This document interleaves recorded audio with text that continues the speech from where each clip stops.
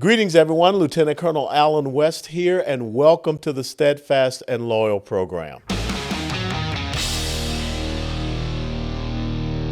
You gotta light 'em up before they burn it down. Better dig deep, put 'em in the ground. Blood on their hands, they're hellbound. Save us all. Ooh, they're gonna burn it down. Save us all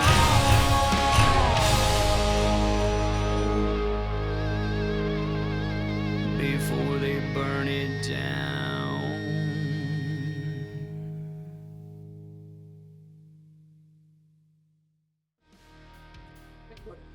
So here's the Alan West version, Watchtower Firearms, a BDR-X. You can see it has the Steadfast and Loyal podcast logo on it. And on this side, you've got, my actual digitized signature and my Army Master Parachutist wings. And of course, you got to have the American flag. And again, this is such an incredibly light weapon. I just can't believe it. And I like the skeletized design. And this flash suppressor here is unique. They make it here at Watchtower, and it actually reduces the rise of the weapon when you fire it. So I'm just looking forward, and Magpul hard sights, and I think I'll keep hard sights on this, but I'm looking forward to taking it out here and shooting it and zeroing it in. And I love the skeletized hand grip here. And of course you got the extendable butt stop, and I prefer this forward hand grip, more than anything else. I really like this.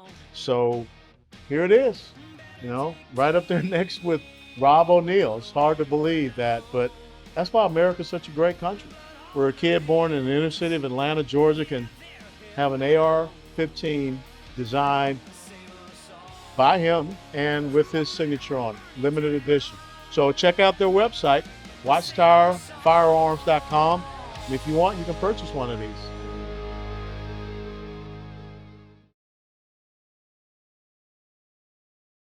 Hey, greetings everyone, and welcome back to the Steadfast and Loyal program.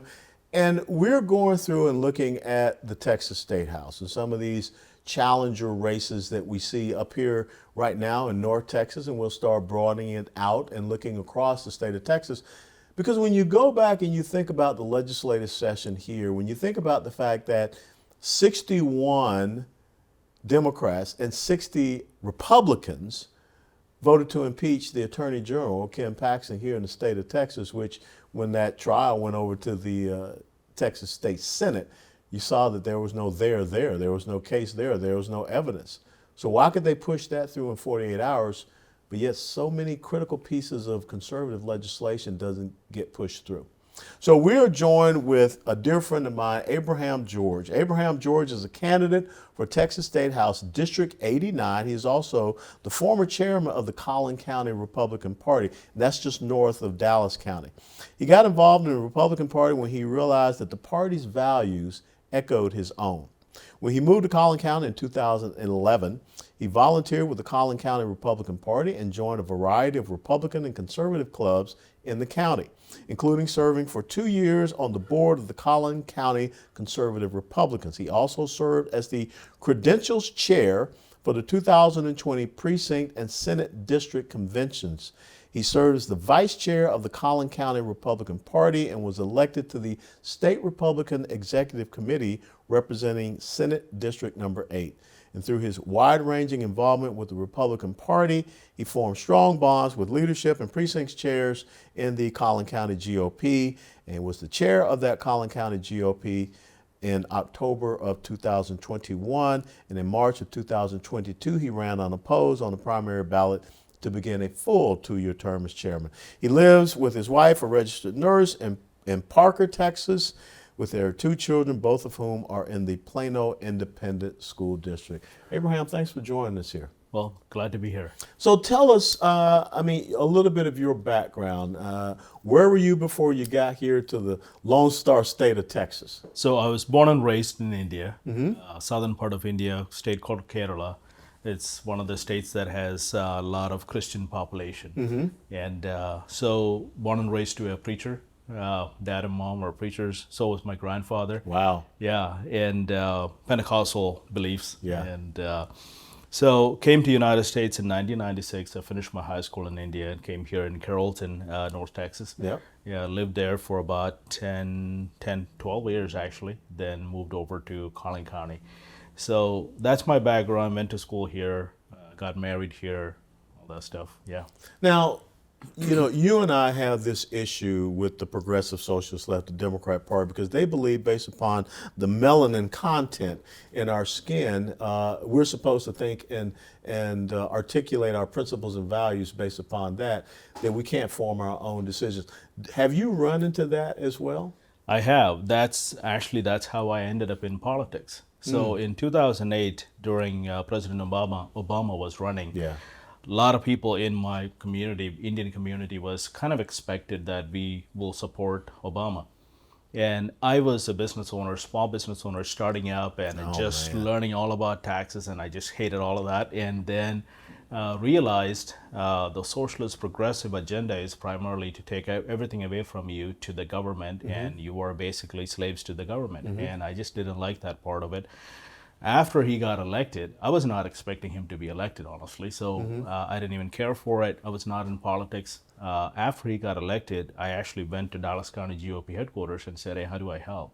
I'm not a Democrat, even though I look like this." Yeah. So that's how I ended up in politics. Well, it's interesting enough because I will never forget the comment that Barack Obama made. I think it was up in Virginia. That was a slap in the face to the American small business entrepreneur when he said that if you own a business, you didn't build that. That's right. He did say that. Yeah. And it's, I mean, the guy who didn't build a single thing. Yeah. Other than being a community volunteer, which no one has quite figured out yet what it was. So coming from him and saying, you didn't build it, which is a slap to every minority business owner, every minority who wants to be a business owner in the future.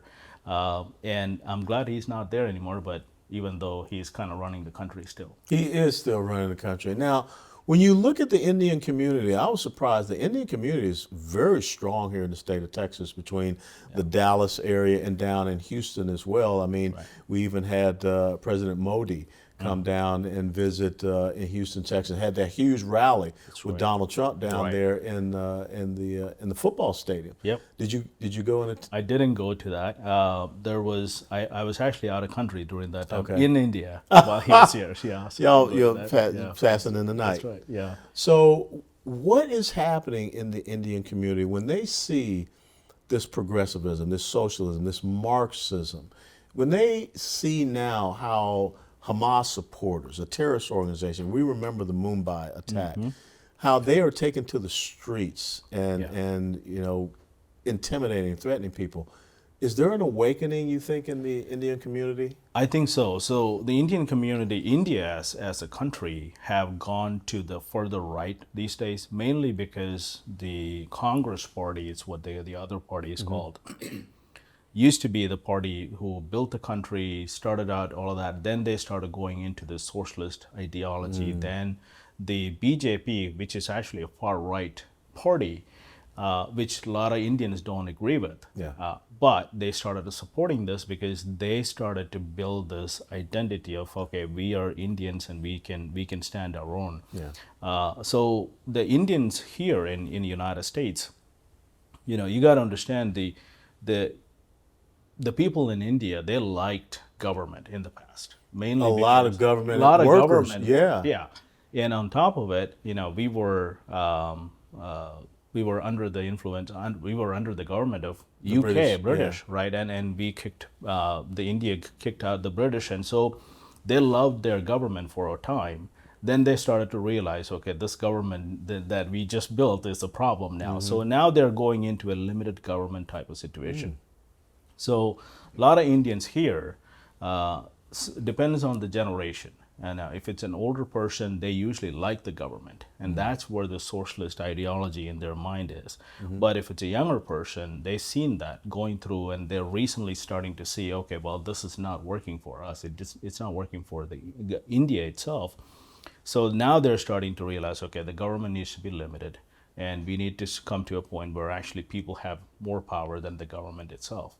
So the conservative movement here in the United States inside Indians is very alive now. There are a lot more Republicans in Indian community these days than about 20 years ago. Especially in the DFW area, there's a bunch of Indian clubs and there's a bunch of Indian Republican groups that are coming together these days. You know, it's interesting you brought that up because you said the older generation in the Indian community lean more so to the bigger government, and the younger generation is leaning more so to the limit. That's the complete opposite of what we see here in our society in the United States of America. Yeah. So India got his independence in 1947. So 1947 to about 20 years or so, everyone who went to school those days, they loved the government because they just got rid of British. Yeah. So whatever the government did those days, they were all in for that because they're building a country at that time. They loved their government. Then the government, as usual, get corrupted, and now it's a mess. So now the newer generation looking at it, they've never seen that they never went through that. Now they're looking at it saying, okay, government is the problem. They're over-regulating everything. They're going after our children. They're indoctrinating our children just like they do here. Yeah. So the socialist ideology coming down from the school systems, now people are looking at it and saying, no, we're not going to have that. So they're pushing back. So I think what happened in the older generation here about 30, 40, 50 years ago is happening in India now, because India is relatively a younger country as far as the new republic is concerned. So that's what's happening. And you're absolutely right. It's the complete opposite. Yeah. So I can predict in about 50 years from now, India's next generation is going to go to the socialist again, all over again. This is a cycle. It's right? a vicious cycle. It is a vicious Well, cycle. hopefully our young people will be a part of the vicious cycle, and they will realize the error. They'll come back, Yeah, right? and they'll come back. Yeah. You know, you have been so involved in GOP politics at the grassroots conservative level here. Like we said in your intro, you've been the Collin County chairman. You've been part of the state Republican Executive Committee. What are your concerns about Collin County? Because you're right there next to Dallas County. I live in Dallas County, and we don't have a single Republican on the county commission in Dallas. Are you concerned about how the left is targeting and looking at expanding into Collin County? We are. You know, one of my privilege was to serve with you. I see when you were the chairman of the party. One of the things we talked about, Bill, you talked about during that time, is that each suburb is being targeted. And Collin County is one of those suburb areas. In the eastern Plano part of the Collin County is somewhat blue. We are about 52-53% Democrat area. And it's kind of hard to say because I'm a free market guy, but a lot of apartments, a lot of those type of community building is driving the certain areas into Democrat. And you see more going up. More and more coming up, and it's not necessarily younger people. It's usually the people who hates people who has a much higher income status or something like that, and they think the Democrat parties keep pushing this ideology. We're for the middle class, which absolutely the wrong thing to comprehend, but unfortunately people do believe that. So we see that in northern part of eastern part of Collin County today. The rest of the Collin County is bright red. You know, you go to McKinney, those areas, it's 70% Republican, which is what carrying the rest of the county. So we have one elected official from Collin County, and honestly that has everything to do with our House reps who carved out a Democrat district inside of Collin County so they can all make their districts much more safer. So the other 4 districts are about +10, when this one district is -5. State House. Yeah. So if they would actually taken 1 point from every one of them and made their districts 8 or 9 points, we would have had a Republican district there. but they're too selfish. They don't care about that. Well, that's leading into you running now for House District 89, which is one of those districts you just talked about. What is your big concern? What really caused you to sit back and say, I'm going to run against an incumbent Republican state House member because I just can't tolerate this anymore? It's unfortunate to a point that I came to that decision because I was very happy being the county chairman. And it took a lot of prayer. It took a lot of conversation with my wife and my friends and family before I made that decision. Over the past years, my opponent, she's been there 6 years, 3 terms. And her name is? Candy Noble. There you go. Yeah, and she's a good person. I like her. We go to the same church. But Oh, that's going to cause some interesting. I know. Yeah. But the thing is, with her is she just carries the water for the establishment. That's her job, and that's all she cares about. There are people in our district who will send her an email basically saying, yeah, I have this problem. This is with the state. We'll get a response back. We'll get back to you in 60 to 90 days. That's the automatic response from their office. Look at, and I've talked to her all the time as a county chair. You talk to the legislators all the time. So, and I ask about Democrat chairs. Why would you guys keep putting Democrat chairs in power? And we, when you were there, we talked about this. And now the Republican Party has made it as one of the priority, even though it's a rules issue. We went up to Austin to talk about this, wearing all those shirts and all that stuff. We took a bunch of buses up there and things like that. And they listened to us for about 3 minutes. And after that, they will give us the standard answer of, oh, that's our long-standing tradition. But it's not the same Democrat Party. No, these are leftist socialists that if they were in charge of the Texas State House, do you even believe they would put any Republican unless they were aligned with them as a committee, head, and especially very important committees. Important committees, yeah. And we take all of our work and all the block walking, all the phone banging and all the work and put these people into the office, and they go up there and hand over the power to the Democrats. It's the craziest thing. So during the session, I actually went to Candy's office and we talked about this along with some of our precinct chairs and said, hey, you cannot support this. You can, and we said that to all of our reps, Jeff Leach, Matt Shaheen, all of them. They all kind of did the song and dance that they do all the time, and they went and supported it anyway. And I'm starting to realize why, because they don't really care. In fact, one of the reps said this on Twitter, basically said, I don't care about the party because they don't have any power. That was Justin Holland. Justin Holland. Over out of Rockwall. Yes. That's right. Yeah. He put it out on Twitter or X now. They don't care because all they care about it, their constituents are the lobbyists and the people in Austin, not the people here. As a matter of fact, he said that the grassroots conservatives are irrelevant. That's right. And that we can win without them. Without them. I mean, can you believe that, people? This is a Republican state House member that said this, we don't need you guys. We can do fine. Yeah. So let's see if they can. Right. So when this come up, that was one of the major issues. I mean, to take a Republican, and as a county chair, I felt horrible that electing these people, then they will go hand over the power to the Democrats. Yeah. Then the next issue came up, and we talked about this with Candy and other reps, is the border issue. Yeah. Border is wide open. Yeah. And their answer is usually, oh, we're doing something about it. And it's like they're doing the same thing as Biden does, and it's not helping the state. Our people are scared. We don't know how many of these Hamas type of people are here now. We have no idea what's going to happen in the next 2 to 3 months or 2 to 3 years. And all they care about is having a party at some place and posting some gala pictures and things like that. It's the craziest thing. Yeah.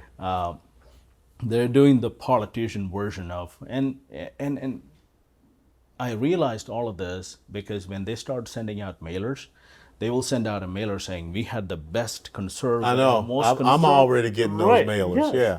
Most conservative session already. Candy Noble already sent out 3 or 4 mailers. One of them is paid by Dade Phelan. It says on the mailer, and said it's the most conservative. And when I saw that, I actually laughed and said, if the date failing is your standard of conservative, The Speaker of the House, it's a pretty low standard at this Yes. point. So, and most people don't understand that. They see this mailer and a good-looking, well-designed mailer piece comes out and says conservative session. A lot of people believe that. Yeah.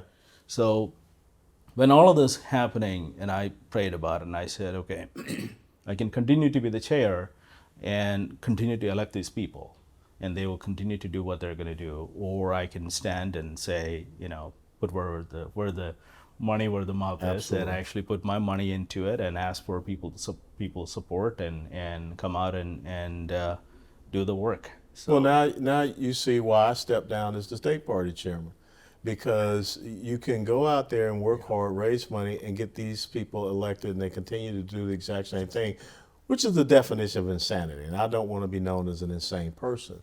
Yeah. And so I decided to, take on the governor. And I think that we opened up many people's eyes and showed them that Texas is not the Texas that many people think that it is. Right. Did Candy Noble vote for the impeachment of Attorney General? She did, and she sent out a very nice email after that she prayed about it. That Ken and Angel are my best friends, and I'm still going to do this. And the funniest thing is, that night I texted her. She actually texted me by saying, "Hey, don't judge us yet. There's a lot coming out." And I said, "Okay, we'll wait." Yeah. And Still waiting. still waiting. There's not. I mean, There was nothing there. there was nothing. There's no evidence or what have you. I mean, we was- saw that in the Senate trial. Right. It was just politics at its worst in Austin. People kind of say Austin swamp is worse than DC swamp. I'm starting to believe that, unfortunately. It's pretty bad. It is very bad up there. Yeah. You get elected, what are your top two priorities as a state house member in Texas? At this point, no more Democrat chairs. Okay. That's a huge one. Second one is secure our border. Okay. Third one would be rebuilding our education system. Yeah.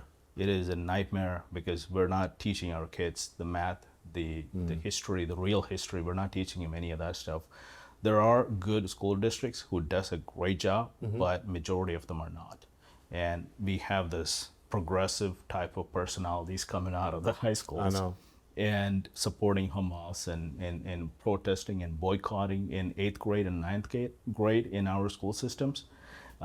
Plano had one of those. I know. My daughter goes to Plano ISD, and she had a boycott during one of the classes that they were boycotting in support of Hamas. And I can't even imagine that happening here in the United States, let alone in Collin County. A terrorist organization Right. that just killed 30 to 31 Americans. Yeah. It's amazing. Yeah. So we've got to rebuild our education system. Public education is not going to go away. It's here to stay. Yeah. Right. So we have to rebuild it. School choice will be a good step, but it's not the only step. There's a lot to be done there. Well, we got to restore parental rights. And it is amazing to me that here we are in the state of Texas. We cannot pass school choice. We cannot do anything to solidify our responsibility to protect our border here in the state of Texas. But in 48 hours, we could pass the impeachment of the Attorney General without any evidence whatsoever. Okay, last question. And this, you're not going to answer to me, you're going to answer to the camera. It is not just in Collin County, it's not just the state of Texas, but explain to all the people that will see our interview why Texas and the Texas State House is important for the United States of America. Okay. Well, the reason I run, I came to the United States as a legal immigrant when I was 16 years of age. And I came to a country where I believed, and I still do believe this, it's the best version of God's country on earth. And Texas is the best out of the entire union. And we are now handing out our power, Republican principles and the power to the Democrats who wants to destroy our country.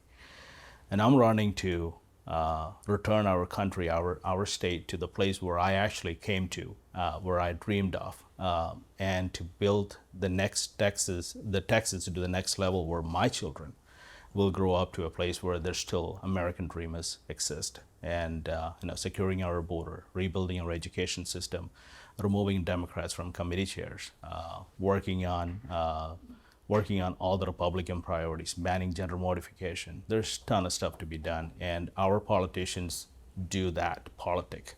They don't do the work of the people. That's what I'm here for.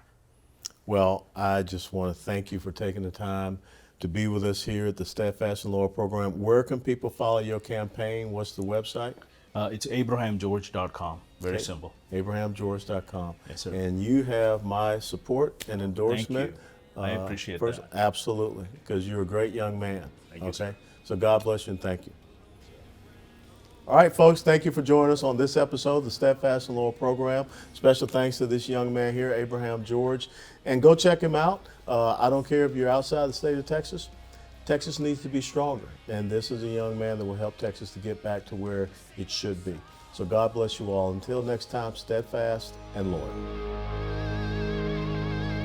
Before they burn it down.